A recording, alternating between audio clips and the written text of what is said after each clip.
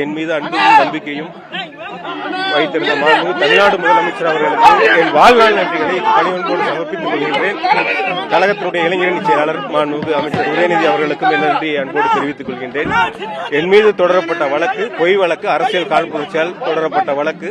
இந்த வழக்கை நீதிமன்றத்தில் சட்டப்படி வெற்றி கண்டு நிரபராதி என்பதை நிரூபித்து காட்டுவேன். மாண்பு முதலமைச்சருடைய அன்புக்கும் நம்பிக்கைக்கும் என் வாழ்நாள் முழுக்க நன்றி உள்ளவனாக பணியாற்றுவேன்.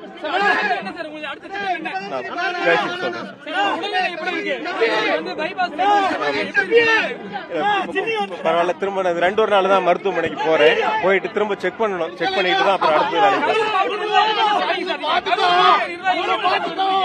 கரூர் மாவட்ட மக்களுக்கு எப்பவுமே வாழ்நாள் முழுக்க நன்றி உள்ளவனா தான் இருக்கேன். அதுக்கான பணிகளை செய்வோம்.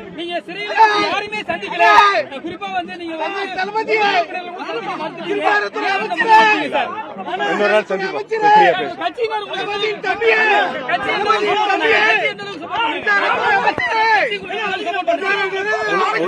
முழுக்க எங்களுடைய கழக தலைவர் அவர்கள், கழகத்தினுடைய நிர்வாகிகள், கழகம் எங்களோடு உடன் இருந்து ஒரு சகோதரனை பார்த்துக் கொண்டார்கள். நன்றி.